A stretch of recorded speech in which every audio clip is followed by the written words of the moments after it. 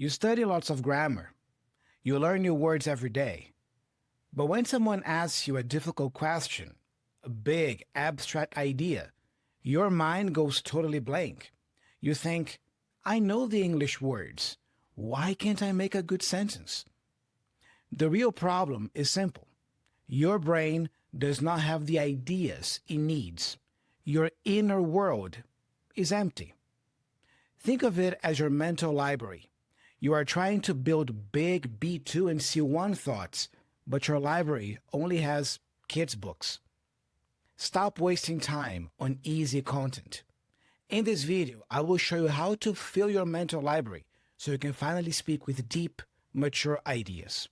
But before we get started, make sure you try out my new app, the B2 Edge. This app is the most affordable way for you to access my best coaching methods, giving you a full, structured B2 curriculum right on your phone. With the B2 Edge, you get a clear 10-module roadmap, quick daily micro lessons, and the chance to practice speaking with your AI coach 24/7. It's me coaching you whenever you need it. If you are ready to stop feeling stuck and finally start speaking English with fluency and precision, then it's time to get the B2 Edge app. We've been getting some great feedback from users, and I'm looking forward to having you as a user as well. The app is currently available on iOS and the web version, which allows you to access the app from a non-iOS device, tablet, or PC, as long as you have a web browser. And the native Android version is coming out very soon. To learn more about the app and how you can download it, link in the description. Welcome to another lesson, and as you can see here, this is everything we're going to be covering today. And as usual, let me start by giving you the briefing. This is the briefing for today. Today's lesson is about why you can't think properly in English, or like the title of the video said, why your mind goes blank, especially when people ask you deep questions or questions that are not so obvious to answer. The topic today is about cultivating your inner world to reach advanced fluency. Here's an overview. This lesson explores the critical link between intellectual maturity and language proficiency. It shifts the focus from traditional vocabulary drills to building a rich inner world, visualized for students as a mental library. The lesson argues that to speak complex English, one must consume complex content. It guides students through an audit of their current media consumption and provides a strategy to move from passive viewing to active contemplation of deep material, literature, classic cinema, biographies, thereby stocking the shelves of their mind with the references needed for B2 and C1 level expression. We have some more. Here's the core problem, and this is a core problem that I have observed in my 20 plus years teaching students. Intermediate learners frequently freeze or provide childish, shallow answers when asked abstract, creative, or philosophical questions. This failure is often misdiagnosed as a lack of vocabulary. In reality, it is caused by an empty inner world in English. The learner lacks the mental raw materials, cultural references, and intellectual depth required to construct mature arguments and hypothetical scenarios in their second language. Don't get me wrong here, okay? Let me clarify. I'm talking about having a mental library that is empty in English, in your second language. I am sure that in your native language, you have a vast mental library that you can draw from, but you also have to build one in your second language. That's what we're going to be talking about today. Okay? So today we're going to be covering these 3 points. First, what is your inner world? Why is your inner world so important? And then at the end, I'm going to give you some tips on how to enrich your inner world. This lesson is intended for intermediate and advanced English learners who struggle to communicate their ideas in more effective ways. The main skills we're going to be covering today are cultural references and critical thinking. Cultural references because language and culture go hand in hand. So that's what we're going to be discussing today. So now that we have the briefing, let's get started with the first point right here. What is your inner world? What is this thing that we all have, our inner world? Here's an image to illustrate. Take a look. This is your inner world. So take a moment to appreciate the image here, the illustration.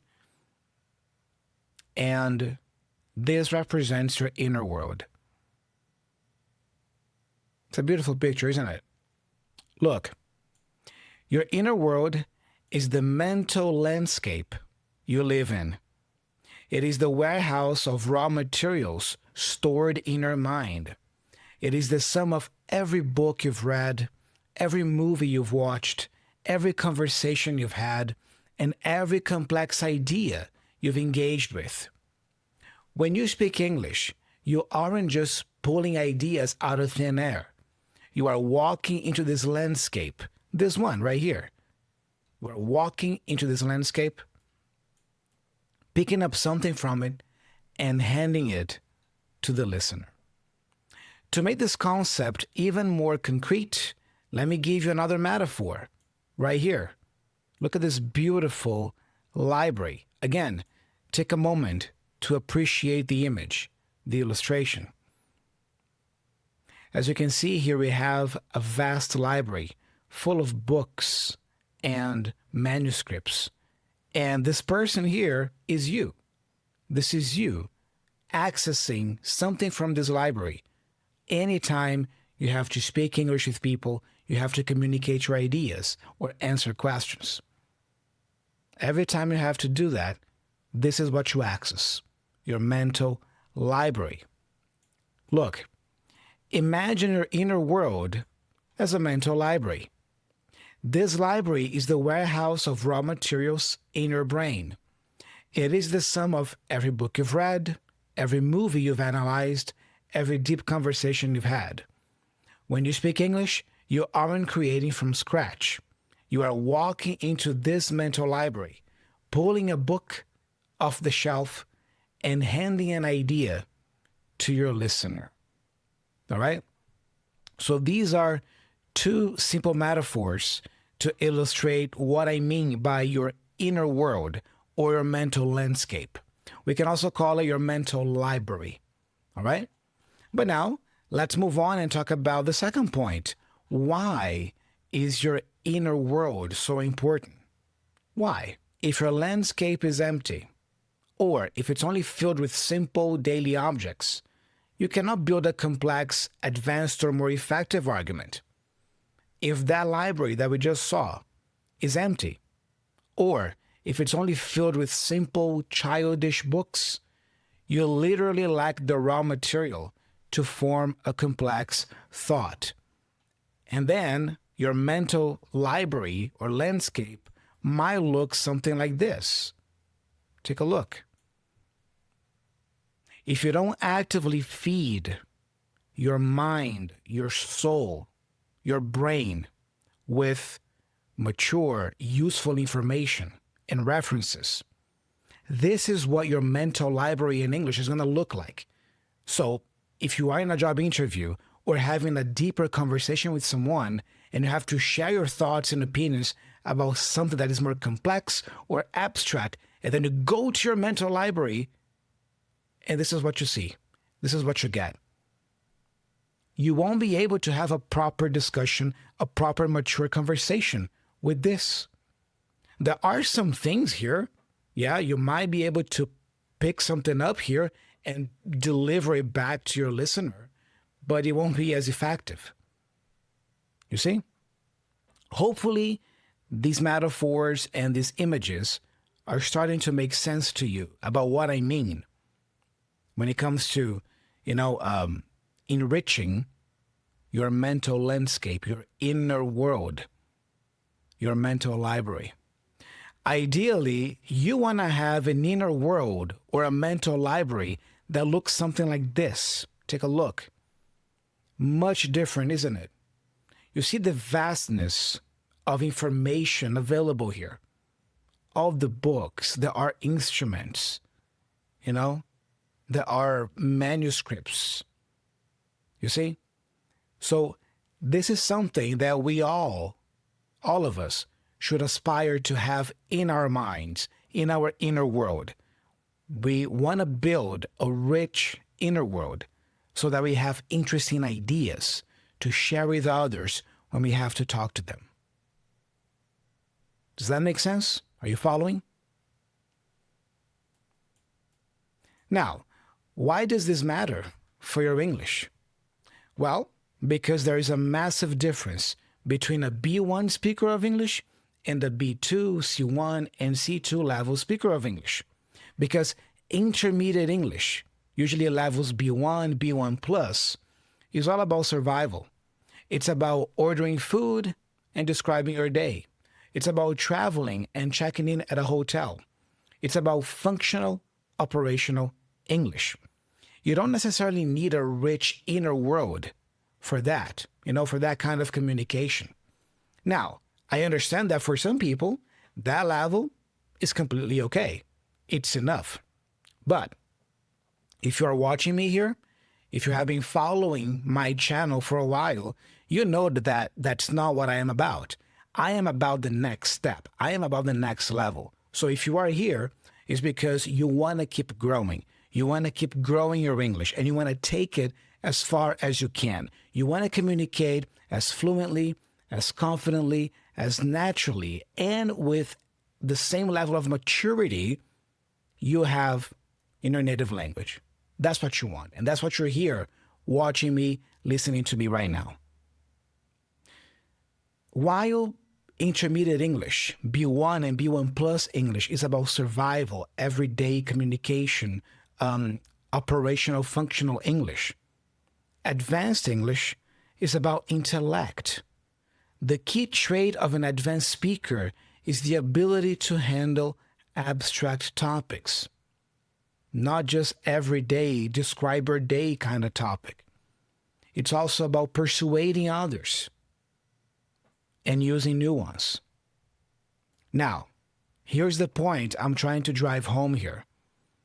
If you only consume shallow content, and see that I even highlighted only, okay?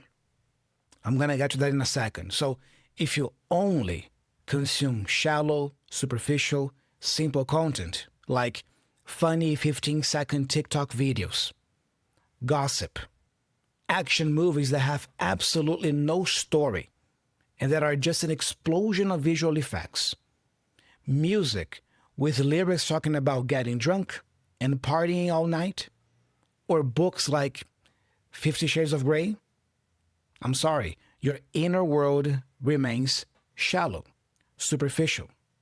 The shelves of your library are empty. Now is a perfect moment for a little caveat right here. Let me add a caveat, okay? Guilty pleasures are okay. Notice that I'm saying the problem is if you only consume this type of content. There's nothing wrong with shallow, simple, silly, and stupid kind of content. There's nothing wrong with listening to a song that has nothing to say, but the beat is fun, and then you can dance it with your friends in a party. There's nothing wrong with that. There's nothing wrong with watching a movie that is more silly and stupid, maybe a comedy that doesn't really add much in terms of your intellect, but it keeps you entertained at the end of a hard, long day of work. There's nothing wrong with that, okay? Guilty pleasures are okay. That's a good expression, by the way, right? A guilty pleasure is exactly that. It's like when you enjoy a certain type of movie or TV program or music that is generally considered of low value, like intellectually speaking, but you like it anyway for whatever reason. So it's okay. Guilty pleasures are fine. I certainly have my guilty pleasures. My point here in today's lesson is if you only consume this type of content day in, day out, week in, week out, month in, month out, what do you think that's going to do to your brain, to your cognitive abilities? Do you think it's going to grow and develop, turn you into an effective communicator? Hardly. You see, so the problem here is only consuming this type of silly, shallow, stupid content. All right?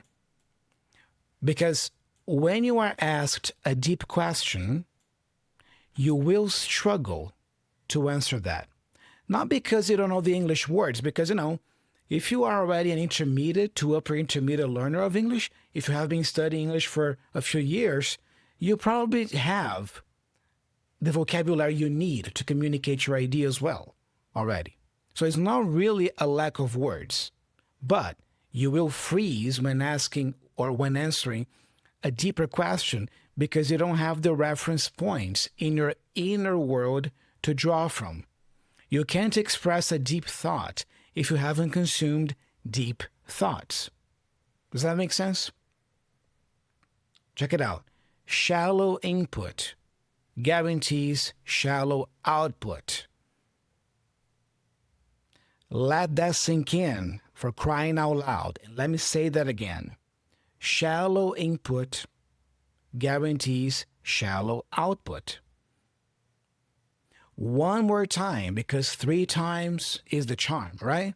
Shallow input guarantees shallow output. Think about that.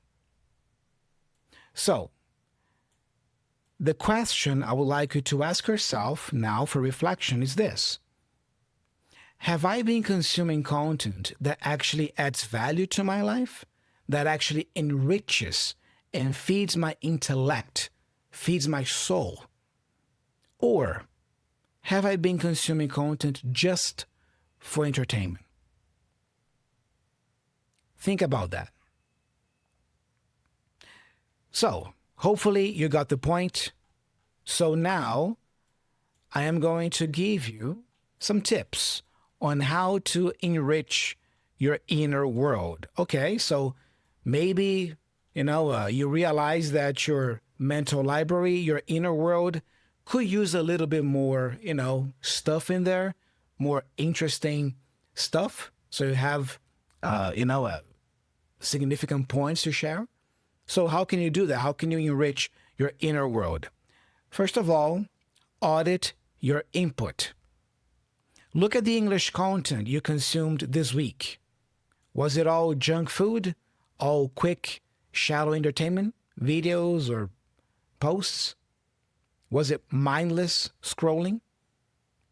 Or was it nutritious content? To cultivate a rich inner world, you need to expose yourself to complex human experiences. And there are some great ways in media for you to do that.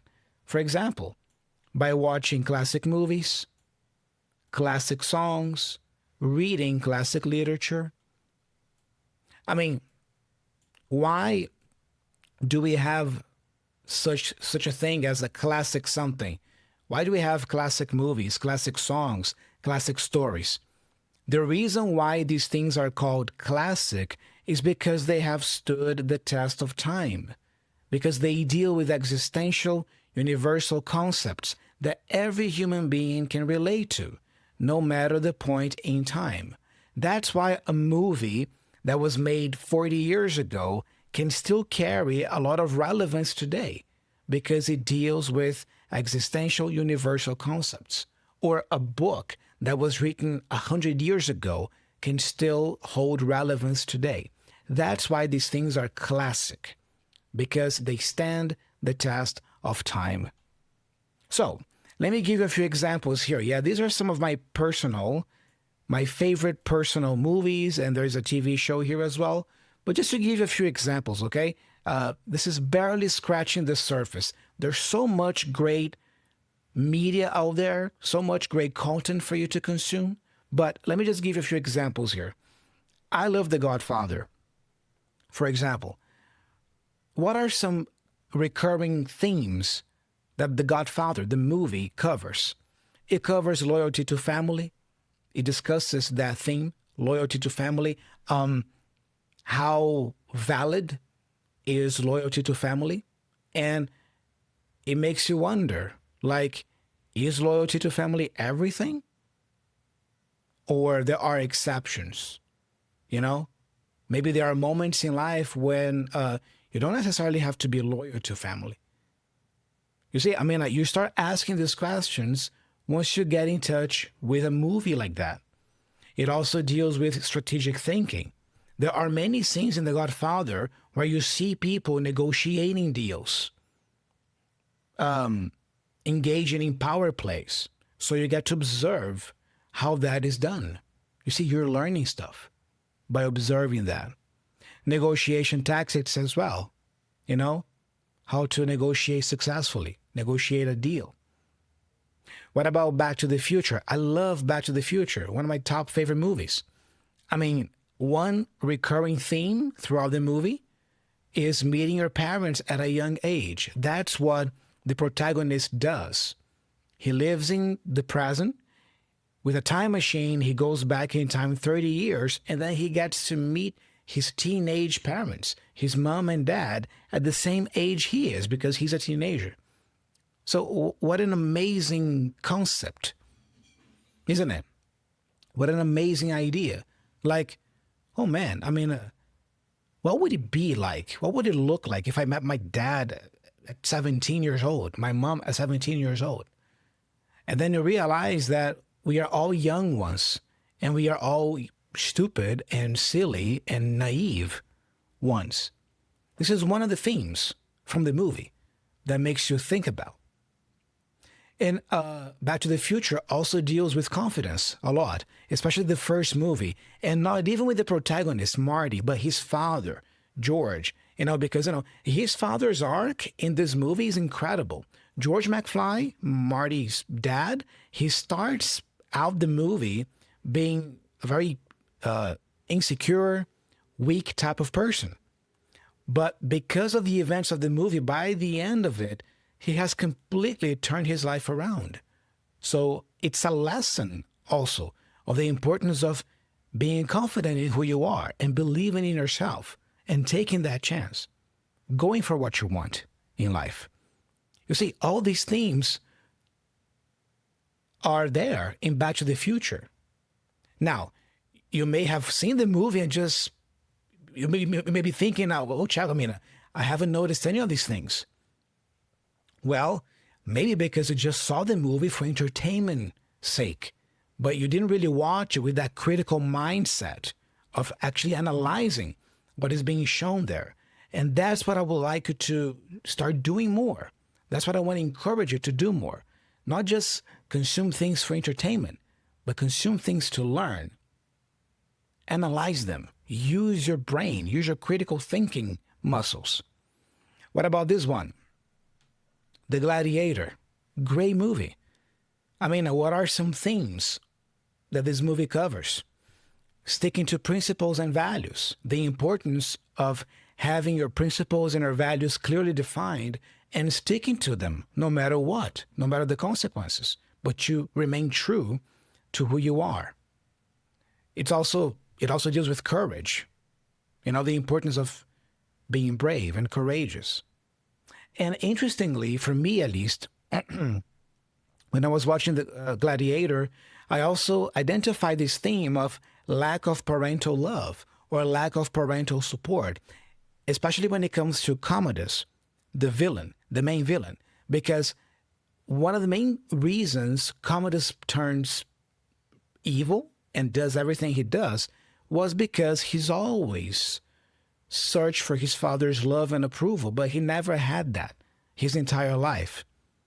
Maximus, on the other hand, even though he wasn't Marcus Aurelius's son, like biological son, he was more favored by Marcus, and that made Commodus envious.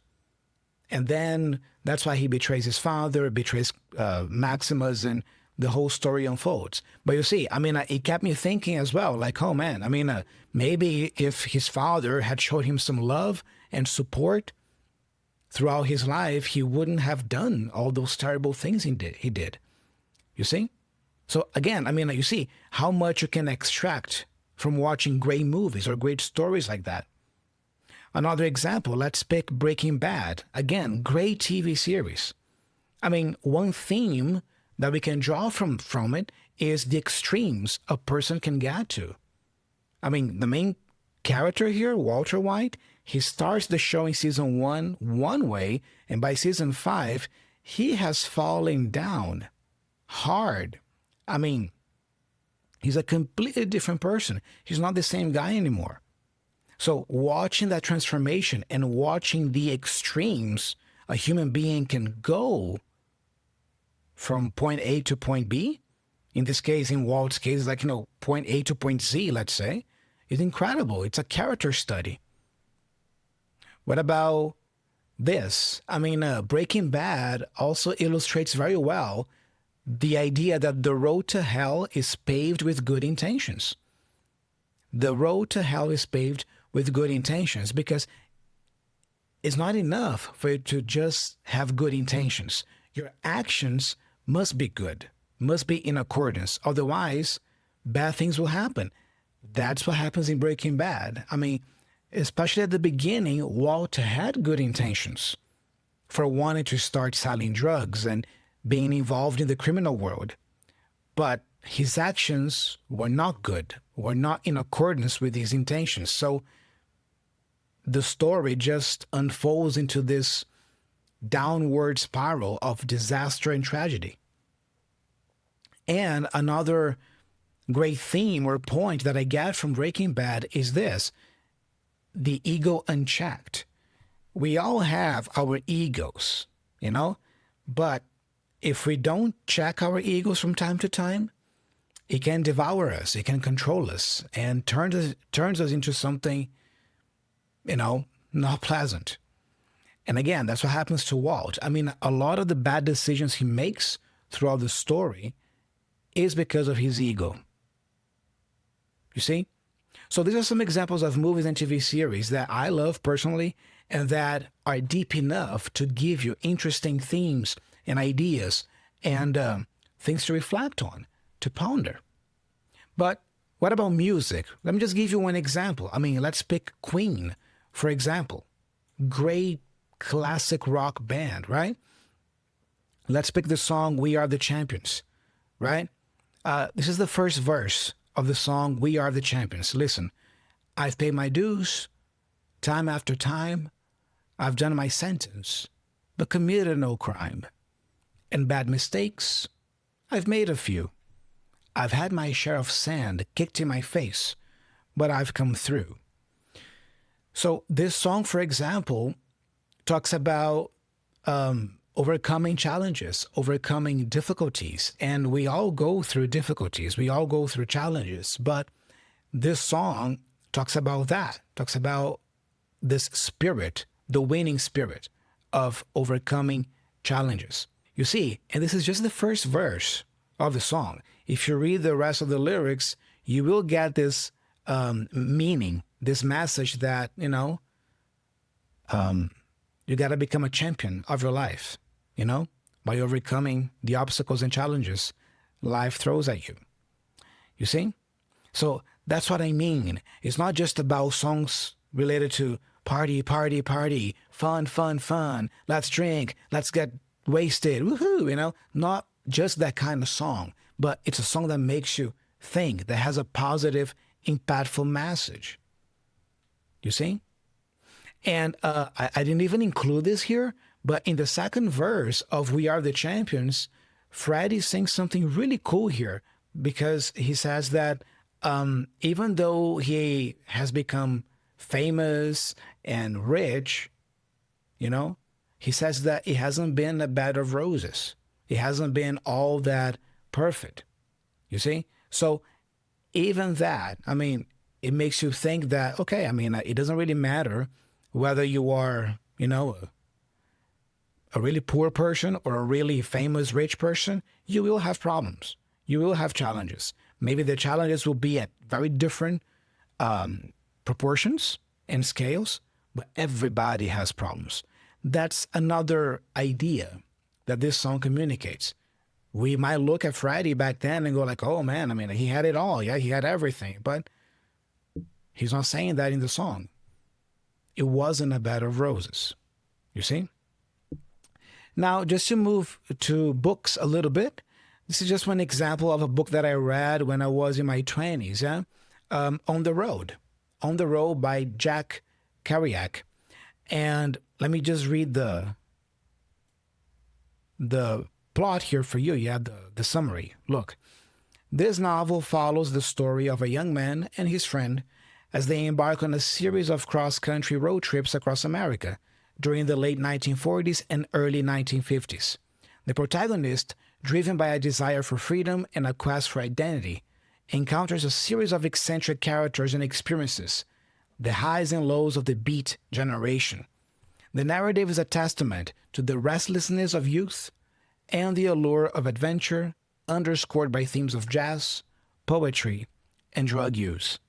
So, for example, I read this book when I was in my 20s, and, to me back then, it made perfect sense to read this book because, this book talks about that, about the importance of freedom and being a young person and wanting to explore the world, So it made perfect sense for me back then when I read this book. And I also learned a little bit more about the Beat generation from this book, which actually was a movement that we could look at it as the precursor in many ways to the hippie movement in the 60s. You see, so you learn a lot when you engage with great movies, great songs, great books. This is all examples of enriching your inner world, adding more significant content to your mental library, so that next time you are in a conversation, you have interesting ideas to pull from, and then you become an interesting person to talk to. I think that we all should have this aspiration of becoming the type of person that people like listening to. Am I the type of person that people like listening to? Am I the type of person that has interesting enough ideas that people care to stop and listen to what I have to say, to what I have to share? In my opinion, that should be everybody's aspiration. And the way to do that is by cultivating your inner soul, your inner world. Secondly, you can also do this because, we have just been discussing so far about doing that audit of our content, right? What type of content have I been consuming more often lately? But also, you can move from consumption to contemplation. Don't just consume content to kill time. Use it to stock your library. Watch films that explore human nature, movies about courage, betrayal, redemption. Read biographies of people who overcame great struggles. When you engage with these complex ideas, you are placing high-quality books on the shelves of your mind. Let me give an example of a great biography here. Let's pick Michael Jordan, for example. There is this famous biography of his called The Life that you can read. There's also the documentary, The Last Dance. It's a great documentary, great mini-series. I saw it on Netflix when it came out. Because, Michael Jordan was the most dominant force in basketball back in his prime. He is the GOAT. At least to me, he is the GOAT. He will always be the GOAT. I'm sorry what you think, but, to me, MJ is the GOAT. But why is he the GOAT? Why is he considered by many people to be the greatest of all time? What is it about this man that made him who he is and who he was in court? What is it about his way of thinking, his way of looking at the world? You see, so by reading his biography or by watching even the documentary, you get a glimpse, you get a better idea of how he thinks. And you might extract something useful to your life from that. This is one example of a biography that you can engage with, and many other famous people or people who made significant things, significant contributions to society in history. You can read their biographies and get inspired by them and learn with them. You see? So, here is the takeaway for today's lesson. Remember, B2 and C1 English is not just about communicating for communication's sake. It's also about ideas. As an intermediate learner, you need more than just vocabulary and grammar. You need to feed your inner world. Your inner world is your collection of ideas, your cultural repertoire. The richer your inner world is, the more prepared you will be to have deep, meaningful conversations with the confidence and fluency of an advanced user of English. So if you want to learn more or go further with this topic, I really recommend you watch this lesson that I did here on the channel about a year ago. It's one of my oldest lessons by now. And in this video, I do a full breakdown of an iconic scene from Scent of a Woman, this movie with Al Pacino. And I do a breakdown of this beautiful monologue that he gives at the end of the movie. It's like a 5-minute monologue. And I do a breakdown of the message, what he's saying there. I explain some vocabulary as well. But, it could be already a good starting point for you to, feed a little bit more your inner world or your mental library. All right? So this is it. This is everything we have covered today. So it looks nice like this, right? I mean, from the distance. I hope you found this lesson useful. I hope it made you think and it made you reflect on your relationship with movies, TV series, music, books, culture in general, because, I do believe that culture is, extremely connected, to language. Language is not just about learning grammar and vocabulary and that's it. It's also about learning the culture and the pop culture that accompanies that language. So hopefully this lesson today got you excited to, expand your mental library some more in your inner world. And don't forget to download my app, the B2 Edge. This is a great companion app. It's powered by AI. It's highly personalized. And every day it helps you stay consistent with your practice because, you have activities to do every day and they are highly personalized. The app keeps reviewing content with you. So it's not like you learn a word here or a grammar point here and then you're done.